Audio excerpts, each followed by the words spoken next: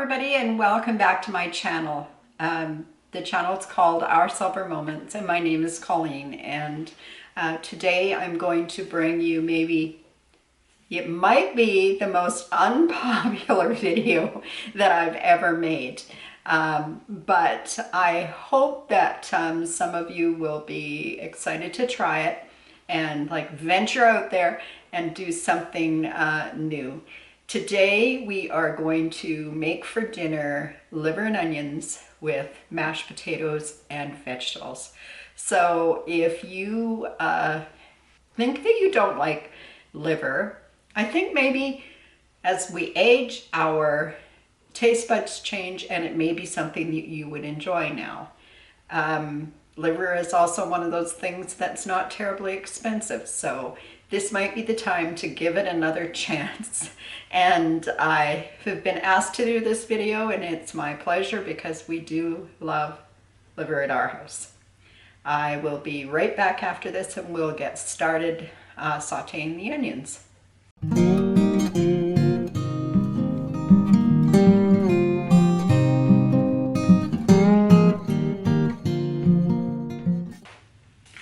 Okay, let's get on with these onions. I'm going to do 2 medium onions because there's 2 of us eating dinner tonight, and medium to large, I guess. I would consider them medium. And they are the part of dinner that takes the longest.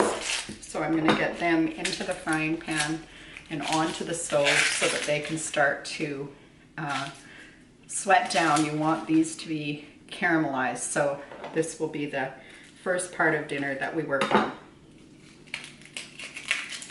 Now, as we age too, it's more important than ever that we try to maintain eating food that's nutritious, that's good for us, and to remember that food is fuel. And that we definitely need to look after our bodies differently as we age. But this is a good meal for anybody. Now, liver has long been believed to be a superfood because liver is very high in iron. In fact, I wrote down all the things, so I'll glance over here once in a while and look at it, just so that I am giving you good information. So liver's really high in B12, which is really important to us.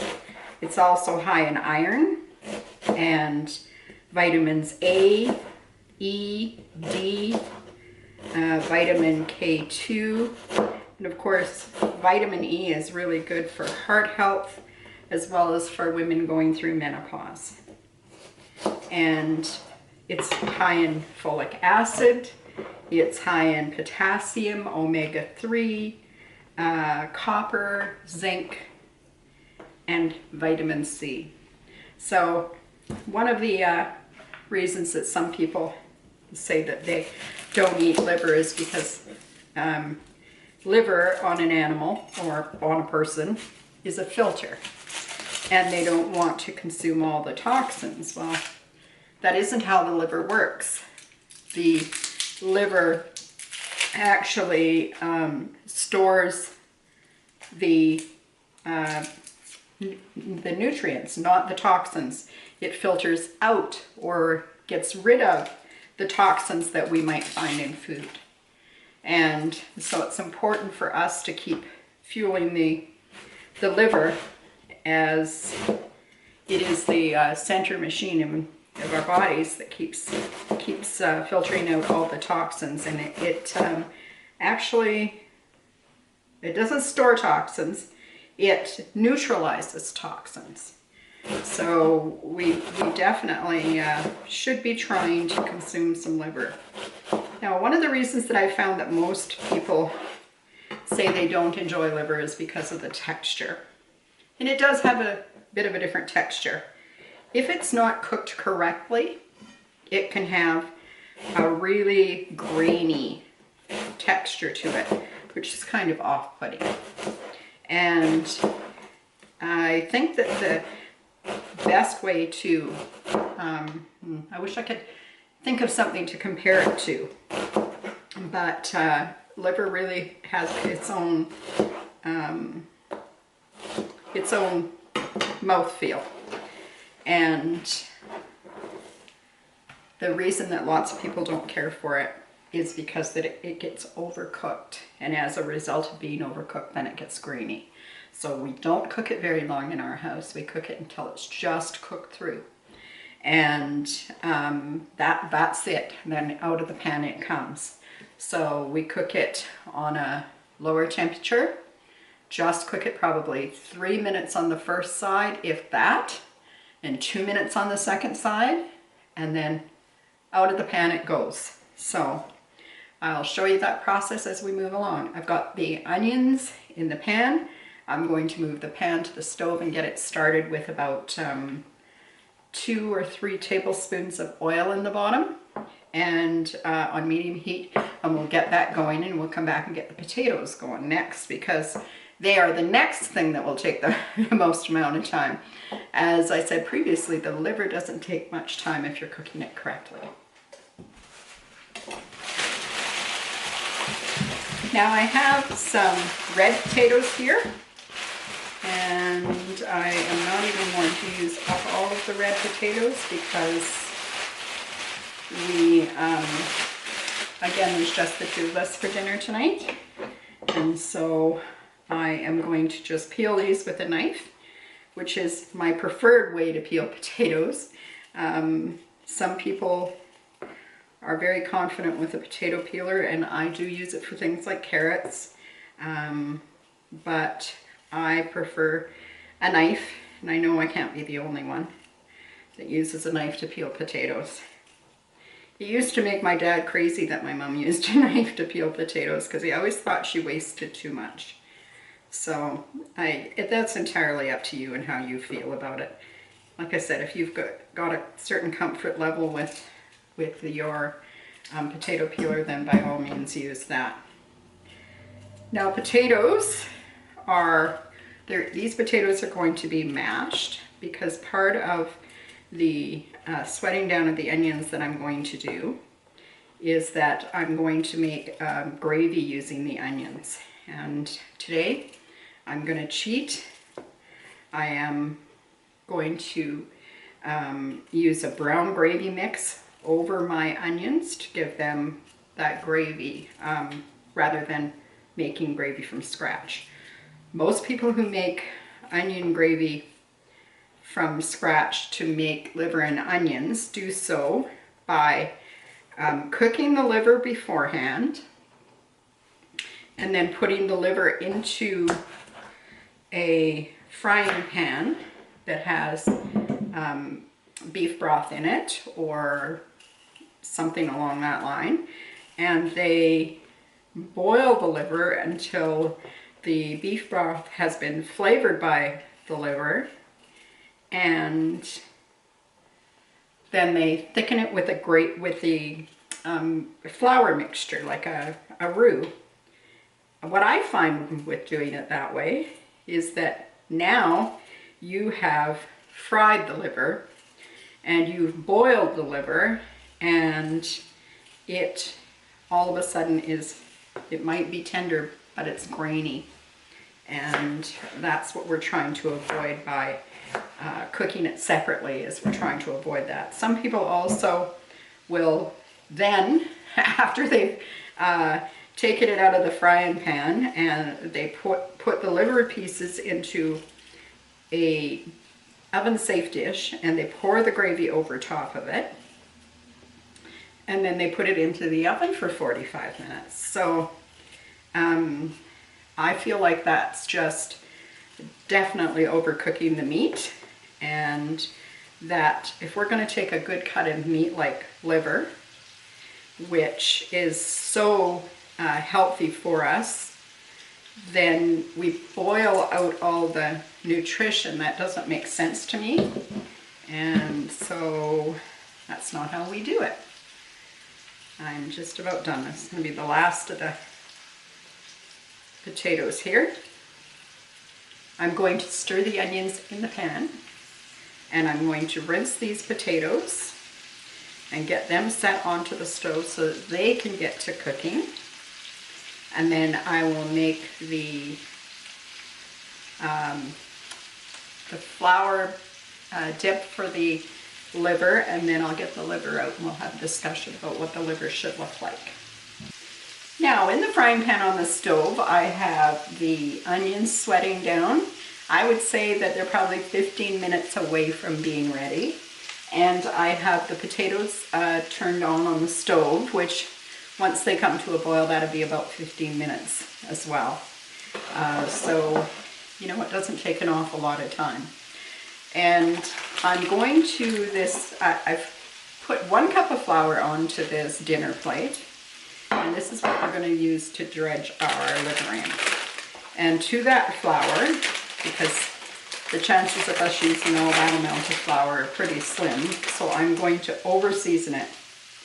I put 1 rounder teaspoon or half teaspoon of pepper in there, and I am going to put 1 teaspoon of salt in there, and just give that a stir around to mix those things all together, and it's as simple as that. You don't need to, of course you could add other things to it, but for simplicity's sake, I don't think that you need to. Now, here's the liver. I just bought it at the grocery store yesterday. I try always to buy fresh liver rather than liver that's been previously frozen, and my preference is beef liver. I'm not the biggest fan of pork liver. I find it to be more grainy than beef liver, so that's the reason that we use beef. Now, if you are not comfortable handling raw liver, this would be a good time to get the gloves out. And just put the gloves on, and you'll probably get through this just fine. I'm quite comfortable with it. My dad was a big game guide, and as such, we had all kinds of animal carcasses go in and out of our house that fed us over the years. And one of the first and prime pieces of meat that we always took from the animal was the liver, and then the heart, because my mom used to make a stuffed heart that was really delicious. But all of these things, like the liver, heart, kidneys, all of these internal organs were in old days called the offal, and some people would still think they're awful today, but I believe differently than that. So I'm cautious about the liver that I choose. As cautious as you can be when it's wrapped up in a package. Now, I want it to be a really bright red color, which this is, and I want it to have as few possible of these big veins running in it, because those veins will make it tough. I'm going to wash my hands, stir the onions, and then I'll be back. Now I'm going to use my sharp knife, and I am going to cut away that big vein. And I'm going to try and follow it to make sure that I'm getting all of that vein out of there. And this piece is far too big for us anyway, so I'm going to just cut that away. Now I've gotten the big vein out, and it is pretty well, there's a few small ones in there, but you're not going to be able to cut them all away. Just get the big ones if you can. And as I said, try to follow them along so that you're getting them out completely, which I think I've done. Now I notice over here there's another spot that is not really that fantastic, so I am going to cut that out of there and get rid of that as well. Now this meat, parts of it are about 1/2 inch thick, and other parts are less than that. And if you've ever cut liver before, you know that it's not possible to really get all of the liver the same depth. You would have to freeze it first and then work with it from there in order to be able to work with that. So some of these pieces are going to be smaller and some of them are going to be bigger. So what it'll come down to is that some of these pieces we may only cook for a minute on each side because they are so, what would you call it? They're thin. They're thin and they're small. And there's nothing wrong with the thin, small pieces. They're just as tasty as the rest. So there's the one piece. I feel pretty comfortable that we're going to have tender pieces of liver out of that. And here we go with the last one. And it is, as I said, it's a messy proposition, but this is really, really important that you take the time to make sure that you're cutting all those big veins out so that you're getting the best liver that you can. And I'm feeling comfortable with that. So I am happy also that it's not really has a lot of the meat blood on it. We want enough moisture on there that the flour will stick. But other than that, we don't want too much because then it takes a while to get the flour to cook, and by then the liver is overcooked. So it's important to have a little bit of meat juice on there. So don't blot it dry, even though you might be tempted to do that. And I will check on my potatoes and my onions and be back with you in a few minutes. So I just tested my potatoes with a fork and they're just about cooked. So now is the perfect time to get this liver going in the pan. I've turned the pan on and I am going to just get started. I think I'll take you across there so that you can see what I'm up to over on the stove. Okay, I've had a look at the liver and I'm going to try and take the pieces that have the thick bits. I'm going to get them into the pan first. And I don't think all this liver is going to fit in this pan. There is quite a bit. But we might get it all in there. I don't want to have this cooking at too high a temperature because we want to be gentle with the liver. And if the heat is too high, we're definitely not doing that. Now you can see this is a busy stove at the moment. I've got potatoes on here and the vegetables have boiled over there and the onions are just about finished over here. So I will be making gravy out of them shortly. And they will be delicious along with our liver. Now I'm just going to fill this pan. And I'm left with 2 little bits. So there we go. Happy with that. I'm going to wash my hands and then we'll do the gravy. Now liver is one of those things, if you're going to cook it, you want to be paying attention to the timing. So I waited for my husband to be home and available so that as soon as the liver's ready, we can get ready to eat.